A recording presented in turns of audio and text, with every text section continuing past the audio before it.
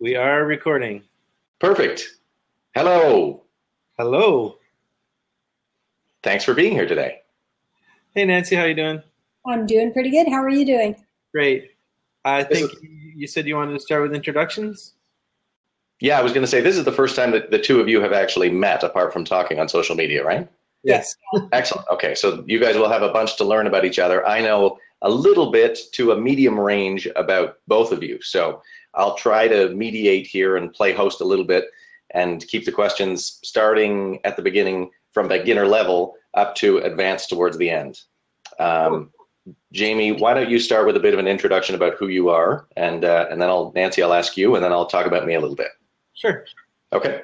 So I'm Jamie Good, the digital fluency coach, and a lot of people ask me what that means. What I do is I help people become digitally fluent so they can future-proof their careers and business. And in being digitally fluent, that means more comfortable, more efficient, more productive online, and with the tools and apps that are available to us. So that's what I do.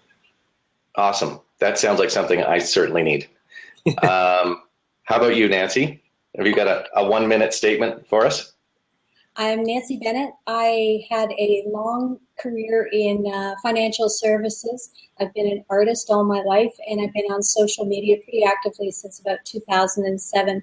I use it exclusively for my networking and my promotion of my work, and I have a few artists that I'm coaching on how to use social media to promote. Mm-hmm. That's right. You actually, Nancy, you teach a seminar every now and again to help people get started, right? At the Artist Network, I run a seminar, Social Media 101, to help artists who have been intimidated by social media, help them understand what it can do for them, and help them get involved with it. Right. And just to fill people in, Nancy and I had a conversation the other day about this Blab chat, and I think she and I are probably at about the same level where I feel like I could teach beginners, but Jamie, I feel like I have a lot to learn from you, and I still have a lot to learn overall with social media. To give anybody out there that might be watching a little bit more background on me, I'm a visual artist like Nancy is. I've probably been actively practicing and trying to sell work for about 5 years, even though art has been a part of my life, my whole life. I find social media easy to use, but intimidating once you get to a certain level. And I think that's why we're all here today, to get Jamie maybe to help us get over those hurdles and get to the next level and talk about how, as a visual artist, social media can help you. Awesome. Okay, perfect. Before we start, I'll just let people who are joining know that on the right-hand column there you see comments, and if you want to ask a question for us at any time, all you need to do is do /Q and then write your question, and it will be highlighted for us like a question. So I just did an example there. So just type in /Q and then type your question, and we'll be able to see that you have a question.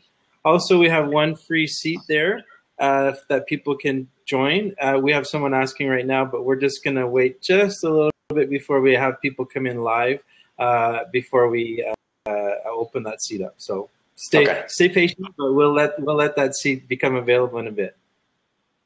Perfect. All right. So getting started. Nancy, you teach a 101. Jamie, obviously, you probably meet with all kinds of people who have no idea, just don't touch anything digital, and maybe are painters all day, every day, and are intimidated by computers. So going from square one, just as a starter, I guess Facebook, Twitter, and Instagram instantly come to mind as sort of entry-level things where you can post your work and sort of start collecting contacts. Yeah, I think those three platforms are great for it. Nancy, what social media platforms do you use to promote yourself? I'm on Twitter, Facebook, Instagram, Periscope. That's about it. That's pretty good.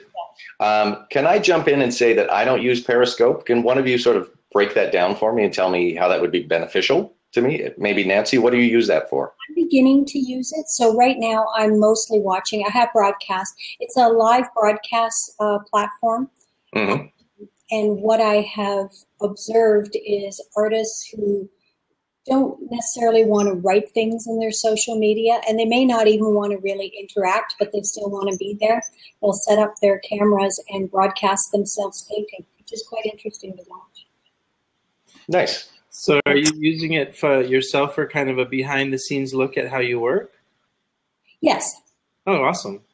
Yeah, it gives people just, if you're not comfortable writing about your process or your thoughts, it gives people still an inside view to what you're doing and how you create, and people like that. There's a large following for the artists I follow, and I'm building a following on Periscope. Awesome. Absolutely.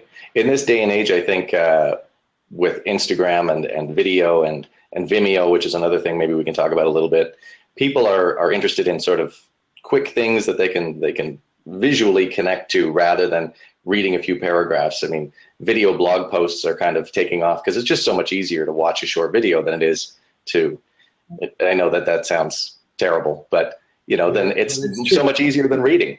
It's what we do. And I'm sorry, Jamie, what did you say there? I was saying, but it's true. People don't really read anymore. So, mm-hmm. Yeah, why read? They do, but it's not the same as it used to be. When you need factual rather than almost kind of entertainment facts. Yeah. Now, we haven't talked about Vimeo. Is that a thing? Is that a thing that people are using? Is that tied into something else? Somebody help me out here. I think. Oh, sorry. Go ahead, Nancy. It seemed to have come and gone pretty quickly. Okay. I think one of the reasons that people use Vimeo is just because of the way they have the accounts that are a bit different. You have a bit more control over your video, and you can sell them from Vimeo. But right. I don't use it personally. Gotcha. Okay, fair enough. That's a good thing to know. Jamie, you and I were talking this week about, I think this is something important to talk about, especially as visual artists, is that a lot of people posting feel that they need to only post their best and polished and finished work.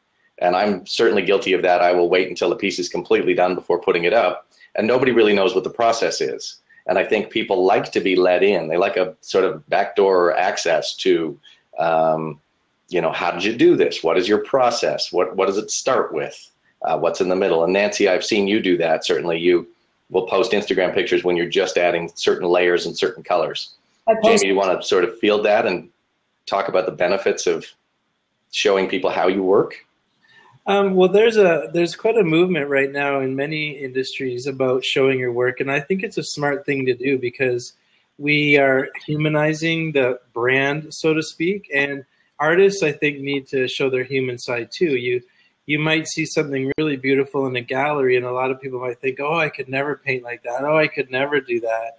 And it's not necessarily showing people that anybody can do this, but just giving yourself that human side and letting people see things that they wouldn't necessarily see otherwise. And I think that's a really great tool, or social media is a very great tool for that, to have that open up the curtain, let people in, and in that way you get a little bit more intimate, a little bit more personal, and you can build your community, I think. Yeah, absolutely. In a way, a series of pictures like you post, Nancy, are kind of like a conversation that you don't get to have necessarily about your process that you would have in a gallery per se. Yeah. It shows people what I'm working with and what my process is. Excuse me. And I get a lot of feedback, which I have to warn my followers that I'm not necessarily going to follow their suggestions and ideas. Right. Where I should go with the piece, but they still feel very connected to the piece. And I've noticed that at the end of it, people feel like they've had a part in creating it because they watched it all the way through. Yeah, certainly. You raise a good point. Opening yourself up to comments and criticisms on social media can be a bit dicey at times. You have to have a pretty thick skin, I bet. Yeah. I haven't had anybody get really nasty, but I have a friend who uses social media a lot and does some racy painting sometimes, and he said it's a bit, the emails and the comments can get a bit nasty sometimes. So, you know what, if something was overly negative, I wouldn't be shy about deleting it. You're there to do your work, and it's not that you don't want any dissenting opinions, but it wouldn't be helpful to leave someone saying something negative about your work, overly negative about your work. Of course. Yeah. Yeah. And that's what I mean about the thick skin. I mean, if there's anybody watching that's a visual artist and they're really just getting started with this, it is important to know that there are some nasty people that will say some nasty things. and just to, not let it shatter you or stop you from, continuing to explore. Your business hat on and look at what you're showing to the rest of your audience and decide if you're going to leave it up there or not, or if you want to engage with that person. Yeah, exactly. Yeah, don't let a nasty comment in your first week scare you away from all the benefits that the social media could add to what you're doing. Yeah. And you mentioned, like you said, Nancy, having followers. So something else I wanted to brush on was, some of my posts of paintings and images I get, and I think is a question for both of you. My mom likes it and my brother likes it. How do I take that to another level, and get where you see these people who posted something an hour ago and they have 300, 400, 500 likes? Is there a healthy way to sort of be hitting your target market continuously like that? There's two ways, and I've used both of them. One of them is to look on social media as a networking tool, and you build your network. So you're not trying to get an individual piece out there. You have a network that follows your work, and they'll see it through the course of their day. It's not like a switch you can turn on. It's like, now I'm on social media, here's my work, give me feedback.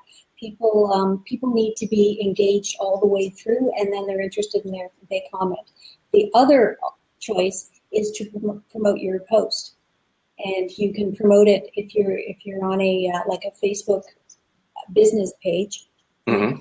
your post, or you can include your visual with an ad, a paid ad. These things cost money, but they get results. They get people looking at your work.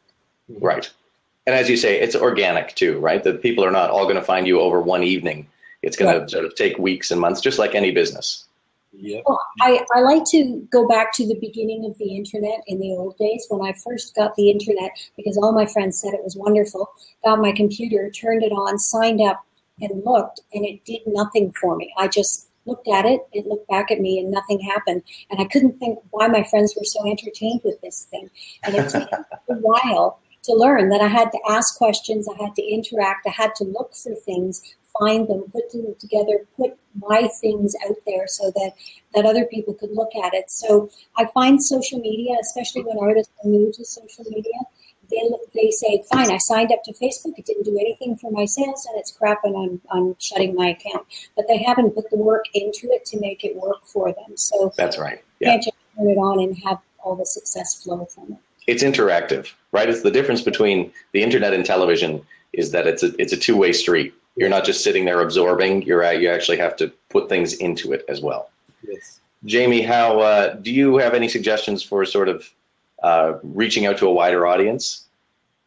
I do what she suggests there, as I use paid posts, especially on Facebook, because they can be so targeted, and you don't have to spend a lot of money. It's amazing what you can get for like $15, $20 these days. And in reality, I don't think you can do much on Facebook without paying, because they've set it up that way. They're on the stock market and they need to make money. So they're a company too. There's no such thing as organic reach anymore. So you kind of do have to pay. And I think one of the things is as opposed to just talking about the social media aspect of it, I think it's important to realize that it is a business.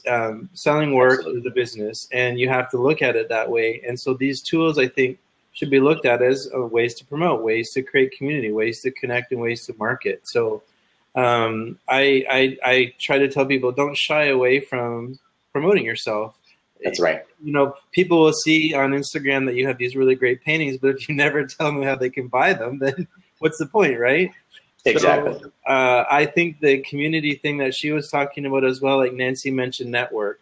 I think what I see these days are the people who have like sort of big success on social media and in their businesses are the people who are creating communities around what they're doing. And they basically, it's kind of like loyal fans, right? And with a Facebook page with a community, I think that's a great thing to have. Mm-hmm.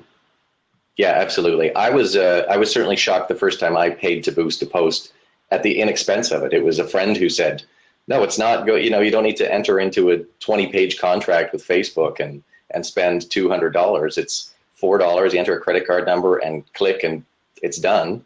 And it actually sort of shows you the results, right? Where they're saying if you had just left this alone, it would have reached 120 people. But because of your boosted post, it reached 1,500 in 24 hours. you know, and as a result, you end up with some new viewers. Yeah. I've started doing this recently, and it's so recently that I can't tell yet whether it's translated into increased sales. Like logic tells me that the more eyes that see your work, the more sales you'll end up having. But have you seen like a distinct increase in sales as a result? I haven't noticed a sales change, but the one thing that did happen is the number of people who actually like the Facebook business page increased. So, right. And they're not, and before, you know, the followers that were there before were all my own sphere of influence, people, just friends, basically. Yes. And now I've got, I can't tell you how many exactly, but basically once I started doing that, which was probably in the last 6 months or so, I started getting likes from people I'm sure I've never met and have never been to a show, but just, you know, they would click on the photo that was boosted, come over to the page, take a look at a few more and say, you know what, I'm going to follow this guy. So hopefully that translates to sales at some point in the not too distant future. I think it will. I mean, logic just exactly. It'll happen. Yeah. I don't know to what degree, so I'll be watching that. Yeah, absolutely. So leading into that's sort of, I think, Facebook and Instagram and Twitter, and everybody knows that you can link those things together. So you're just posting at one, but it's sharing it to the other ones at the same time. I think that's kind of a common knowledge type thing. Jamie, do you have any maybe side apps? Because I know recently you gave me one, but there's other things like Over, where you can write on top of your Instagram posts. I'm sure there's hundreds of them, but do you have any favorites that you like? Over is one of my favorites, yes. Mm-hmm. And just to step back 1 second, I don't think it's common knowledge for a lot of people to know that you can cross post. Oh, okay. Let's talk about that for a minute then. Sorry. I always recommend that because one thing that I think a lot of people don't realize with social media is that sure, it might be free, quote unquote, unless you have paid posts, but you pay in time. You need to spend the time on it to build your community, like you said, slowly. And so I also recommend to people, if you think you can only handle Facebook right now, then don't add Instagram and Twitter to your arsenal, because if you just have a languishing account, it's not going to do you any good. So, right. So with this cross-posting thing, it helps, I think, to save time so that you're not signing into all these separate platforms. You can go into Instagram and cross-post to Twitter and Facebook all at the same time. And I think that's something people should try to do. Now, one of the problems, though, and this is what you were discovering, what we were talking about, is that none of the companies really cooperate except for Facebook and Instagram since they bought it, because everybody's in the war for data. Everybody wants the data, and so they don't necessarily cooperate as they used to. And so, for example, what I mentioned to you on the weekend was I saw that you were taking nice pictures on Instagram, and then you were tweeting them, you were cross-posting to Twitter so that you could, double up on your efforts. Yes. But then in Twitter, all I see in Twitter is the link to Instagram. And I personally, I work in social media so much that if I'm seeing links like that, I just don't bother to click on them, because it means another window's got to open and it takes a couple more taps. And it goes back to our point about not reading, right? Yeah, you want the image right there. You want right away. Yeah, right away. Instant gratification. It's also good for you too, because in your Twitter feed, you will have images pop up that other people will pay attention to more than just a link. Yeah, absolutely. Since making the change, it's brighter, it's bolder. People don't need to link somewhere else.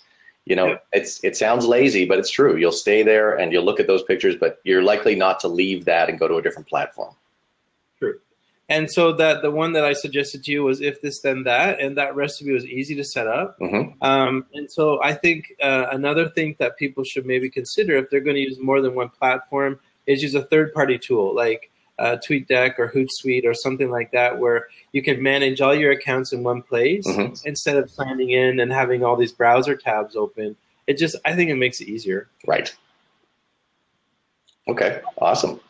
I like to post separately in each of the platforms because I have a lot of people who follow me in all of the platforms, and I don't want them getting the same thing over and over and over again. So I try and make each post a little bit different. Like on Instagram, I have more space to say things, so I put more words in with the image. on Twitter, I'm very limited to what I can say, but I do post separately because you're right. You want that image to appear so people can see it instantly. Right. So I do that. And then in Facebook, I do it differently again. I'll change the wording. I might even change the image. Yeah. Interesting for them. That's a great point. I do the same thing sometimes, especially if I know just this past weekend I was having a show. So at the show there were more than a dozen pieces. So rather than take one image and put it on Instagram and share that to Facebook and Twitter, I'll do one on Instagram, but I'll do a different one on Facebook and a different one on Twitter, because just like you say, the same people are following you, and now they're seeing, oh look, there it is again, the same thing 3 times. It's nice for them, if they've got all 3 of them in their feed, to see different works and kind of get a bit more selection. So certainly as an artist, that makes a difference versus if you're just selling something and it's just text, that repetition is okay. But yeah, you want to keep it a little bit different for people. Yeah. Yeah. Any other? Don't forget that takes more work and more time, though. Oh, absolutely. Yes. And going back a few seconds to your point about the time and the investment, Jamie, you're absolutely right. You do need to invest in yourself in time and in paying for posts. You know, it's part and parcel of your self-promotion, your advertising dollars. So, but keep those receipts just like you would for artist materials, right? Because you can write this stuff off. It's advertising budget. So that's sort of another, artists are not always necessarily good with their finances, but just make sure you keep a track record of what you're spending. You can't claim your time back, but you can, certainly claim those expenses of the boosted posts. Yeah. And I think one of the things that people try to do if they can't be on social media all the time, because sometimes you want to paint or you want to go out and do photographs for a few hours in the afternoon, and in that process, once you start, sometimes you can't just interrupt that and all of a sudden go, oh, I'm going to post something about this. So something that I recommend to some people is that if you think you only have time to post on Facebook, let's say once a day, just make sure that's a really meaty, valuable post for people, and that will be better than if you were to post, let's say 5 times that day, but each post was kind of and nothing special. So yes, I think even just once a day, you can still reach a lot of people if you have something of value to share. Right. There's a comment from somebody named eBoy saying, "What about selling art via iPhone apps or auction apps?" Is that anything you've ever tried, Nancy? No. I've sold through social media, but not through apps. Yeah. Unfortunately, sorry, eBoy, I'm kind of the same way. I've sold through something called ArtBomb, which is, it's an online auction. It's daily. I think it's artbombdaily.com. And that's certainly something, but I haven't actually held my own auction. I know an artist named Sanjay Patel, and he does a Facebook auction, but you'd have to get in touch with him about how he sort of controls that and figures out, who the highest bidder was and at what time, et cetera, et cetera. eBoy also said, beware of Easy. Do you know what that means, Jamie? Is Easy a terrible app or something? I think that he was talking about. He was referring to what I was saying about cross-posting and using Hootsuite and stuff like that. Oh, okay. Gotcha. Beware of things that are too easy. Is that? I guess so. Yeah, there he is. He said yes. That's what he's talking about. Thank you, eBoy. So, okay, any next level stuff, Jamie? Is there things that we should be, clearly, I think what we're using right now is something that is going to be a next level thing. Is there anything out there that you've got your eye on that you're like, this is going to be big, or I think that more artists should be using this? I agree with Nancy and Periscope. I think Periscope is great. There's basically 2 main competitors right now, Meerkat and Periscope. I recommend people stick with Periscope because Twitter bought it. Right. And it works on top of Twitter. And so it's always going to be the best choice, I believe, just because of that reason. Yeah. And they have just, they've been working kind of secretly behind the scenes on something that's going to work with the new Apple TV. So that's, you can see that they are really pushing the product to do more and more. And I like what she was saying, where you're showing kind of behind the scenes and you're giving a look at what you're doing. Like, let's say, I don't know how you guys work, but let's say you're painting in the morning and you take like a 15-minute coffee break. Well, pick up your phone, turn on Periscope, and just show people, like, here I am in the studio. This is what I'm working on today. In the last half hour, I was thinking to add some purples into this painting for this reason, and just give people a little more insight into what you're doing. I personally like seeing stuff like that. I like to see how something was made. When I go to a gallery, I'm one of those people who's really up close, and I get the security guard blowing the whistle at me because I want to see what they did. And there might be trade secrets in how you maybe mix colors and such that you don't want to share, but I'm sure there's tons that you can share. And never be afraid of that. Like we right now, like Nancy and I, we get paid to share social media advice, and we're doing it for free right now. But I'm not afraid of this because I think showing your work and sharing your knowledge will always connect you to more and more people, and people will see the value in it. Right. Interesting points. Nancy, do you have any shows coming up? I've got a show in October at Montgomery's Inn. Mm-hmm. And it's a shared show with a Halloween theme. Mm-hmm. And then I think nothing until, I have a library show in January, and I'm at the Agincourt Library, and then the Artist Project in February. I guess we should say that we're all sort of based in Southern Ontario, in case there's anybody watching from, way out. Jamie, do you want to tell us a little bit about where people can get a bit more information about you, apart from obviously? Yeah, so you can follow me on Twitter at JGoodDFC, so Digital Fluency Coach, and I also have a website. It's digitalfluencycoach.com. And if you can also subscribe on Blab here to us, because like Ian and I have been talking about doing some more Blabs. I've got another one set up with Ian next week, and I'm doing one every Monday. So if you just want to make it easy in terms of Blab, you can subscribe here too. Someone is saying hi to you guys and saying it's your first day on Blab for the two of you. Now, I just want to, do you guys want to open a seat? Maybe Rick wants to grab the seat? Sure, why not? Nancy, Rick, if you want to grab that time? Nancy, do you have time for that? Yeah. Okay. And there's another person that's been Ember Studio. If anybody wants to grab that open seat to ask us some questions live and on the spot, go for it. While we wait for that, Nancy, do you want to sort of promote yourself too? Do you want to tell us where people can find you, apart from those shows you mentioned? For social media purposes? Or your website, any of those things? My website is nancybennett.ca, and you can reach me at nancy@nancybennett.ca. And that's it. Cool. Okay, I'll throw out that my website is studiobusher.com. I can be found on Twitter at iBusher. Instagram, I've got a couple of pages actually, which leads me to another question for you, Jamie. And Facebook, just search my name. Luckily, it's not John Smith. Nothing against any John Smiths out there, but you're harder to find than Ian Busher because there's not many of us. I tried to open a second Instagram account because I wanted to have one specifically for art and one for personal use. Unfortunately, they haven't really offered that where you can bounce back and forth quickly. I find that I have to just sign out, sign back in again with the new account. Is there going to be any fix to that in the foreseeable future?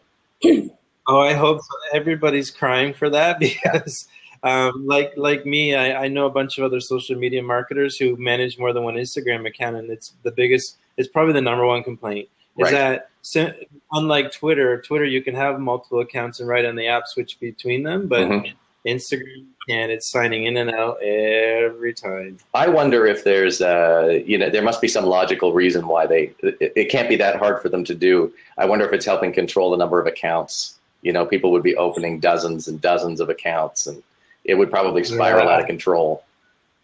I don't know, but I just wish that they would change the API. At least grant every person who has an active account a second account. That's all I ask for. Is that too much? Yeah, I don't know either. All right. I think maybe the Ember Studio, she said she can't jump in because she's making lunch for her kids. But if anyone else wants to grab a seat, we've got it available. And the other thing I want to mention is that this Blab chat is being recorded, and it's available almost instantaneously after we're done. So we will be sharing this for anyone who wasn't on today. So that's a great thing about this platform too. I think if it's successful, Jamie you and I talked about, maybe doing another one in a couple of days or a week just to sort of address those questions. If people have watched it after the fact and there's a significant amount of interest in talking about it again and sort of having a bit of an open panel, we can certainly do that, right? Yeah, and it's hard to know right away. Like, for example, we talked about this. We weren't sure what time to host this. So it might be better at night. I don't know. And so that's the great thing about having the recording is people can watch it when they're available. But we might need to kind of just play around with the time and see when the best time is for the audience too. Who knows? Yeah, absolutely. Maybe at 7 o'clock at night might be better for people. Yeah, it's hard to know these days. It's a little experiment. And especially in Canada where we've got so many time zones, right? Yeah, that too. Yeah, it's lunch here, but it's breakfast for somebody else. Yeah. So should we sign off? Could I, Nancy, can I ask you a question or two, Nancy? So when you were jumping into social media in the beginning, I think one of the things a lot of people like is to learn the sort of shortcuts. They want to jump into social media, but they come to you or they come to me and say, okay, how can I get on this and do it a lot faster? So is there maybe some learning based on some mistakes or goof ups maybe that you did in the beginning that you want to share with people that they should avoid right away so that they don't have to make the same mistakes? Ooh. Gee, I feel like I wasn't prepared for this. Nancy, think about that one for a second. Yeah. While you think about it, I'm going to ask John about something, or I'm going to ask Jamie about something else. Okay. Jamie, how do you feel about timing the release of your apps? Because we were talking about the timing of this, doing this at lunchtime, and if there'll be a better time of day. I know that you can sort of use different apps to, say, compose an Instagram post, but then release it at a specific time because you might be busy. Are there better times of day and night and days of the week to be sharing new paintings where users are more active? So like I said, for me, I've been experimenting with that for quite a few years now. And when I worked for the last company that I did as a social media manager, I was always playing with that because we had training centers all across Canada. So there were people in Halifax and Montreal and Vancouver and Calgary. And so I had to kind of consider that. So what I try to do, I mean, there's been research and people write posts about this. And sometimes I'm kind of like, I'm not sure what I believe. But I find that a lot of people check Twitter at lunch because they're away from their desk. They've got their phone. They're standing in line for their, sub or burger or pizza or whatever. And they check, for example, Twitter and Facebook.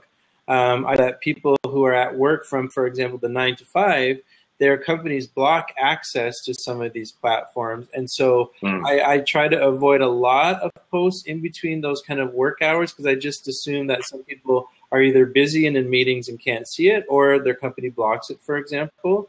Yeah. So for me, I try to hit, based on my region, I try to hit when I think people are maybe on the GO train commuting to work, and that's a time when people check. Between 5 and 6 rush hour when people might be on the train again and checking. And then the other time that I try to hit is, let's say, after 8:30 and 9 when the kids have gone to bed, and then someone can actually sit down on Facebook and check things for themselves. That's just my own kind of experimenting in theory. Sometimes I do find that in the morning and in the evening I get a lot more response, and a lot of people have said that too. Yeah, I would agree with all of those statements. I find if you post something at 7, you tend to get a lot of feedback and likes and comments until about 9 or 9:30 when basically people have taken their seat and gotten down to business. And then it starts up again probably at about 4:30, 5 p.m. and goes until 6, stops again. And then between 9 and 1 in the morning, you'll see a flood of new interest in something you may have even posted earlier in the day because maybe, like you say, people are finally settling in. It's something they're going to check before bed, even though lots of places tell you not to turn on anything with a screen before bed. We all do it anyway. But I'd say all of those times, as well as posting early Saturday or Sunday morning for, flipping through a tablet over breakfast. Yep. So I try to aim for the Saturday morning crowd too. Right. So Nancy, back to you. Back to me. Mistakes I have made, and I have made many mistakes, but I would say that I wouldn't advise people to try and get a jump on building their audience through any quick fixes. Like the commenter said, E-Boy said earlier, beware easy. Just put the time in and do it. Yeah. So I wouldn't advise people. There are lots of fast ways to pick up followers. You could just read posts by people who have lots of followers, look at their hashtags, copy those, things like that. But I don't think those are quality. That's a quality audience. I think you should put the time in to build your true audience. Yes, absolutely. Making mistakes, I've made lots, and so my advice would be, don't be afraid to make mistakes. And if you make a mistake, just own up. Don't ever try to hide it, like we're seeing with all our politicians and everything right now. It's worse when you try to cover it up. I made a horrible mistake. I'm even too ashamed to tell you who it involves. It was a public person who I admire. I read something negative about them and I commented on it, and people jumped all over me and said, that was a satire piece. Didn't you know that? And I'm like, no, I didn't know that. And I thought, oh my God, I've said something negative about someone I admire in a public sphere. And I was mortified. And I thought, there's nothing I can do but just own up. So I went directly to that person publicly on Twitter and apologized and said I was not aware and I should have been aware. Sorry about that. And about 3 people still trashed me, but I figure for his stature, to have only 3 people jump on me is not too bad. And with them too, I admitted it. I said, you're right. I was way off base. I should have read. Sorry. I've apologized to him. And it just died down within about a day. So I would advise you to take that approach when you do something wrong and realize that the world is going to see it. Don't try to cover it up. You can delete your tweet, but someone saw it and it will live on forever. Yeah. Oh, yeah, absolutely. Yeah. But you raise another good point, which is that I'm not sure that everybody knows that you can withdraw comments on Facebook, at least.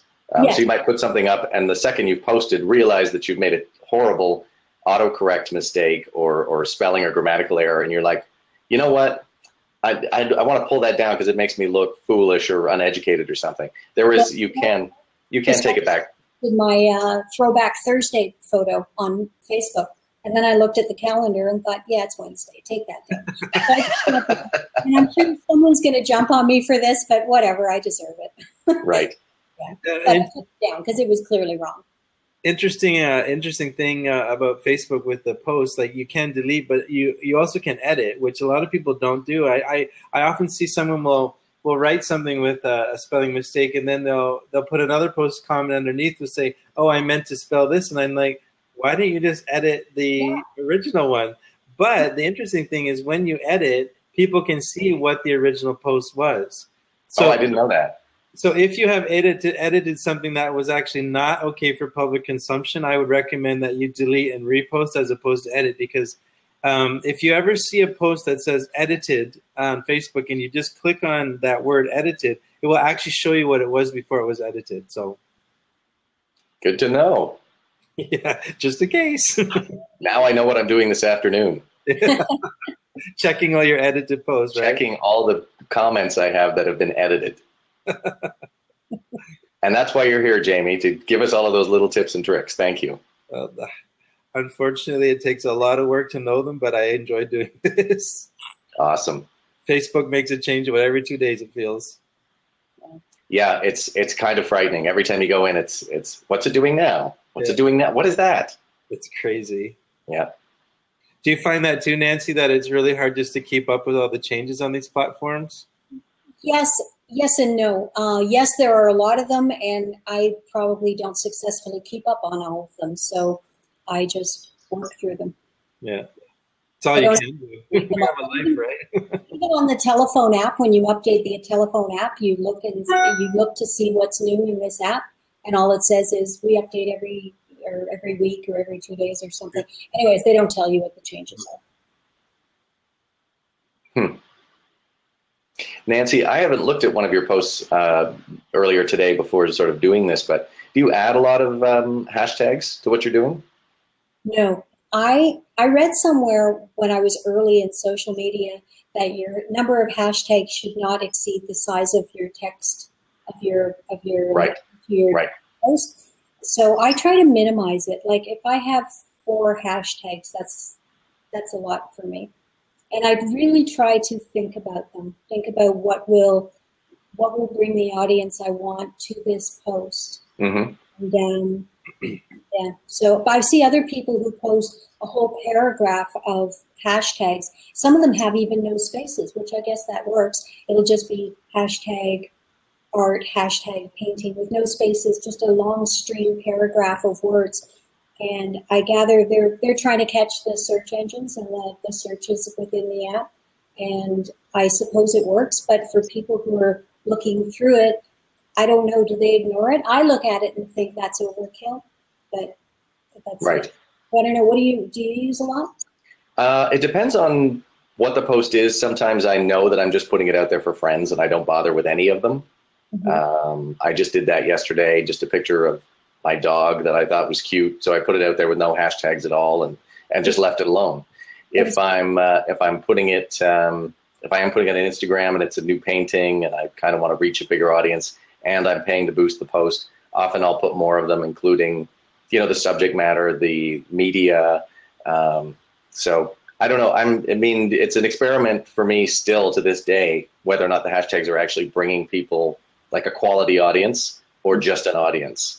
I'm finding that regional hashtags help. So I'll put Toronto in a lot of them. And that sort of brings people from Toronto who end up following or liking it because they know that it's sort of in their immediate community versus, a hashtag that's just, teacup could be anywhere, right? So I sort of try to bring the audience in with common links. And then I know that I'm actually reaching people in the neighborhood or at least in the general area. Mm-hmm. But you raise a good point. I don't know whether or not I'm getting quality likes or people that ever come back or just people who happen to be looking for a teacup per se or, road sign or whatever it is that you tagged it with one time. Mm-hmm. So it's tough to say. Jamie, can you answer that question that Nancy asked about do you need to leave a space between your hashtag and word, or does a search engine find hashtag road sign, hashtag teacup, hashtag Toronto without spaces? So Twitter won't recognize a hashtag if it's connected to any other character, like before the actual pound sign. So for example, that new trick that people are doing on Twitter now, where they put a dot at the beginning of the tweet, is just tricking it to not recognize the @ symbol. So Twitter is very specific that way. But with Instagram, I've been seeing lately what Nancy's been mentioning, where people will do like hashtag, then slash symbol, then hashtag, then dot, then hashtag, then comma or something without an actual space, and it still hyperlinks those hashtags. So I'm not sure if Instagram's changed their algorithms or something for that to happen, but I personally always put the space just to make sure, because if you're going to go through that, the effort of bothering to put all the hashtags in, for me, I don't see the difference between a space and something else. But I think emoticons, I don't think are recognized the same as actual characters are. So, right. Mr. Wonderful wants to jump in if you guys are okay with that. I like his name. I'm just going to answer before I'm going to open up the seat to Mr. Wonderful, but answer this question from Ember Studio. Is there still no way to Instagram on multiple hashtags? So I think if you could clarify that a bit better for us, Ember Studio, I'm wondering if you're meaning one hashtag at a time or just if you could clarify. Mr. Wonderful, do you have a question? Yeah, I noticed that there's a lot of amazing sites now. One for artists. I use one called Patreon. I don't know if you guys are familiar with that, which is in theory it sounds amazing that someone is like supporting you with your art efforts. In practice, I haven't had a lot of success with it, but I was wondering what you thought about sites like that, Patreon, and like I guess they'll populate more just like these sites that with people directly supporting artists for their efforts. There's a lot of there's a new site called SY Work, like show your work, which is like a streaming site where people are basically illustrating on camera or their desktop, and it's like like Blab, it's a streaming site, and basically people are just working and people are watching them, and they're offered donations and some type of financial support. I was wondering if you had any opinion on that type of trend. I'm not a working artist, so okay. Nancy, what are your thoughts? I have some thoughts, but sorry, say that again, Nancy. I missed it. Don't have any experience with them. No. Patriot, I haven't heard of. Show Your Work, I haven't heard of. Are you a visual artist? Are you a painter? I'm an illustrator. An illustrator. And these sites basically charge you and then promote you? Is that? No, Patreon is basically like Kickstarter, but for, it's an open-ended project. So suppose you do anything, film or art or whatever, and then you're posting it, and people support you. They give you, they give you financial incentives for doing your work. And hopefully the idea is that you're doing work and people like it so much that they're supporting you. And Show Your Work is, the new trend is, obviously streaming. There's a lot of streaming sites. So this one is specifically for artists, and people are sharing their desktop as you are working in Photoshop or Illustrator or what have you. And then people like your work so much that, hey, they're giving you chats, they're giving you props, or they're giving you financial assistance. The only thing, I'm not as familiar with these sites, but the only thing I would caution is what I was saying earlier, that if you want to be creating good work and good art, you need to be working, I think, every day in your space. So if, like, Nancy's a painter, if Ian is a photographer and a painter, for example, I think it's like tennis and playing piano. You need to be practicing and working on a regular basis. So if you're adding all of these tools to your arsenal and all these apps and all these websites, so much so that you don't have time to work on your art, then I think it doesn't make sense. Well, for me, everything. I'm sorry. Oh, the other thing I always recommend to people is that I think some of these sites are really good to help you promote and help you connect to a network. But I always say, if you don't have your own personal website that you're leading people towards, where your art lives, where your bio lives, where you can make sales from, then do that first. Because you have to remember that Patreon and Show Your Work and Facebook and Twitter, they're owned by organizations, right? So they don't have your best interest in mind. So make sure you have a place for people to land and see your work and see what you're doing on a regular basis. Right.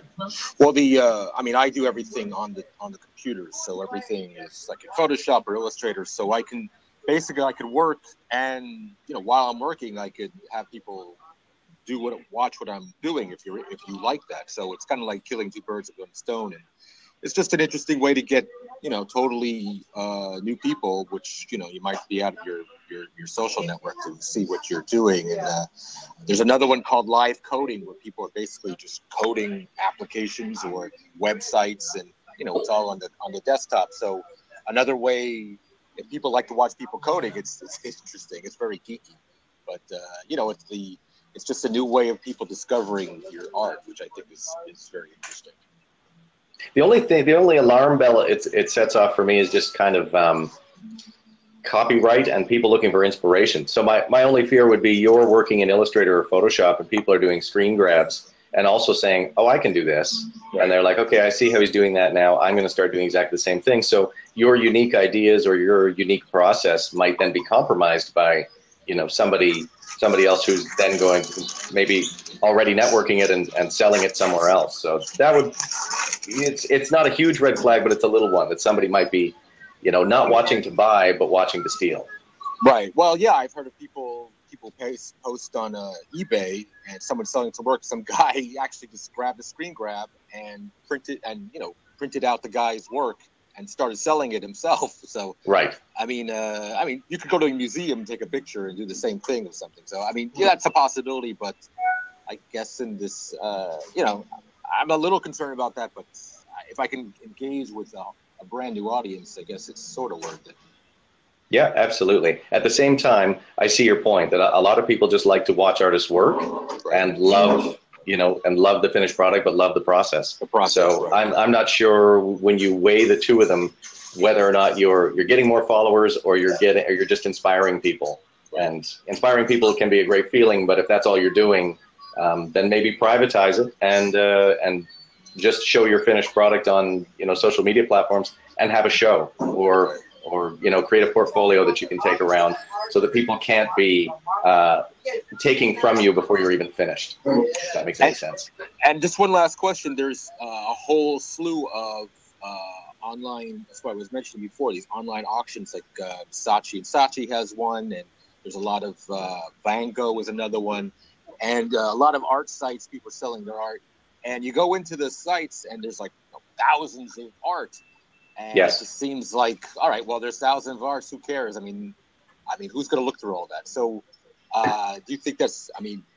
You think that's beneficial to even participate in that, or it's just who's going to look through thousands and thousands of pieces to hopefully discover yours? And it just seems like it doesn't seem very likely someone to discover your art.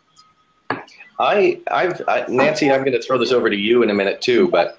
I get more response when I'm targeting people who are actually looking for my work. Yeah, I'm the same way. I started a Saatchi profile, and I have nothing against it. I think it works, but I think it is a little bit of a lottery for someone to do very, very well there. So to your point, I think one in hundreds might be selling enough to make a living from Saatchi. That being said, I have no data to verify that. I'm just guessing based on friends that I know that have used the service. So that one, as well as a handful of others, sometimes I've joined them for the short term just to see how it works. And I've never really had terrific results. Going over to what Nancy just said, I find having the work in front of someone, my wife likes to say, if you're not close enough to smell the paint drying, you're not going to buy it. So it doesn't matter how high res the image is, it doesn't matter how many of the images there are, it's very rare for someone to buy something without seeing it. Right. Yeah. Right. Oh, okay. Thank you for your time and your Thank you. Thank you. Nice to meet you. Nice to meet you. So that is one of the things I like about Blab is that people can just jump in and ask me things. And one of the things I find about it is that it allows you to see what people really want to know, right? Like we can kind of pre-script this, but we don't really know what the audience wants until they actually ask us. So I like that about Blab. Yeah, me too. It was really interesting to have a visitor. Yeah. Yeah. I see. Oh, we got another question here. What about promoting commissioned art? Nancy? I have only had a few commissions, and promoting them, I actually don't understand the question. Promoting them, I'm not promoting them for sale because they've already been paid for. I think just maybe showing them to the public. Oh, well, she's coming on, so we can ask her what she really means by the question. Okay. Perfect. I think I know, but let's let her explain for herself. I think I know too, but I'd like to see. I was just going to tell you can grab the seat, so welcome. Hi. And where are you located? We can't hear you.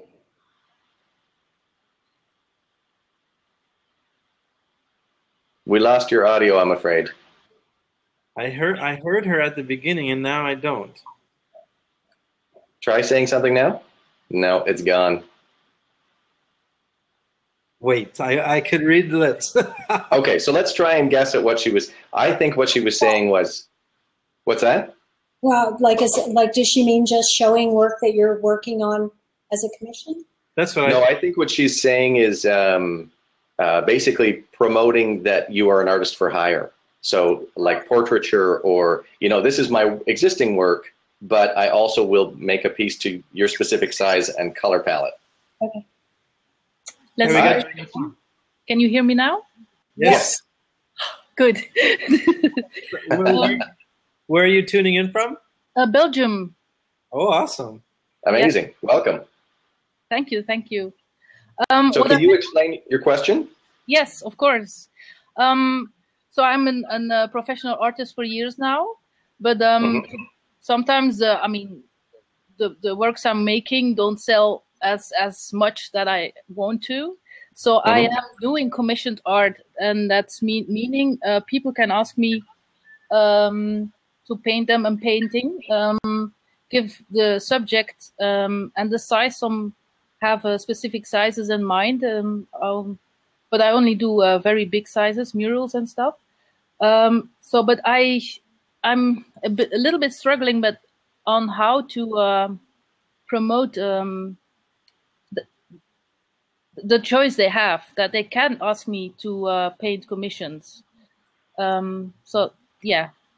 I guess the thing, you know, what I would do with that is if I was doing murals and if I was doing portraits, I would, going back to Jamie's point about showing the process, I think I would try to illustrate, you know what, we started with nothing.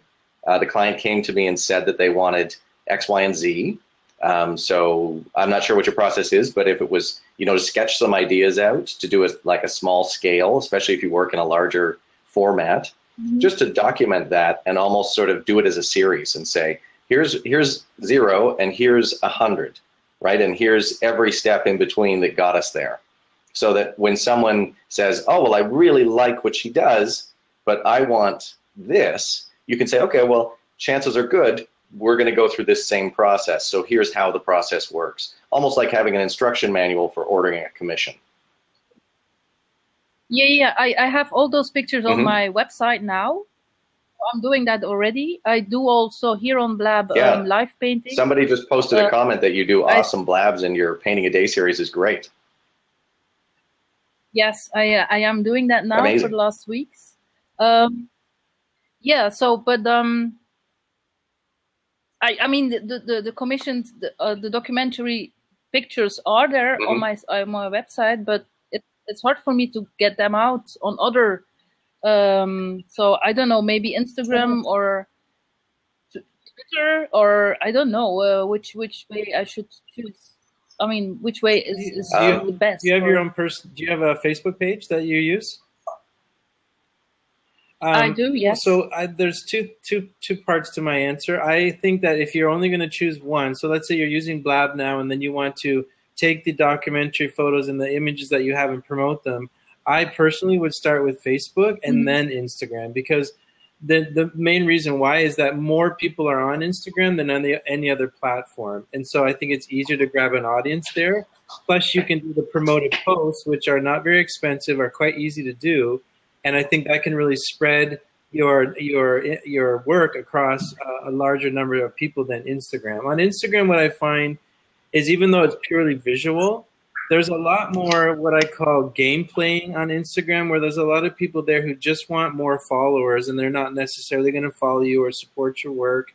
And they're just playing the game where they'll like 10 of your photos, but they won't actually follow you because they're just hoping that you will follow them back.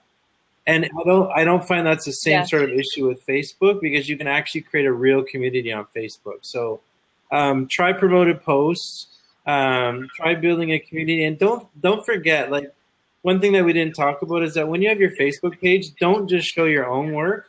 Show stuff that's valuable to people, that is connected to what you do, but it will also be valuable to their life. So for example, Ian also does real estate, and I suggested to him, don't just show people about the houses you sell, but show them maybe that there's a garage sale in their neighborhood, because people like to know good information. So if you have something of value, insert that in between your own work, and you're showing people that you are going to help them in their life, not just sell your work. If you're just selling your own work all the time, people get used to that and they stop reading your posts. They just go, it's another one from that person still selling their services. And I know what that says. So if you mix it up a little bit, it keeps them reading. Great, thank you. That's great. The only other thing I was going to add too, and Jamie, maybe you can throw something in with this, is going back to that showing from 0 to 100. Is there? Can she do? And the name is escaping me, but on Instagram, you can do that where it flips. It's like a flip deck where it's basically still images, but it's like boom, boom, boom, one after another. Flipagram. Flipagram? Yeah, exactly. And Flipagram on Instagram could sort of showcase 0, 10, 20, 30, all the way up to 100. And maybe within a split second, people could see how you get from the initial conception to the finished product in just a few seconds. That might be another way to sort of show your process really quickly. And Instagram also released a new app this year called Layout, and it allows you to have more than one photo in your final Instagram image. And so, for example, I shared the other day an image where I painted on, I have a Buddha board, I love it.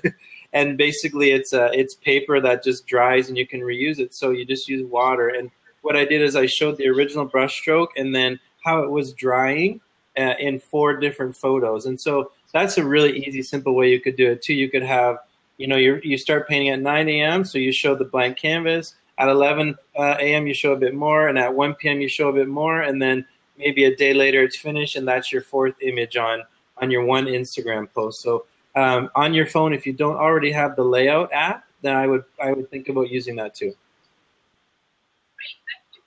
Great, thank you. Jamie, I don't know, do you have to get the separate, I guess you do get the separate app, but there's now the icon, I think, in the bottom left of the Instagram screen. If you click on that, it immediately takes you right to that. Yes. If you don't already have it, it helps you at the App Store just to find it, download it, if that helps.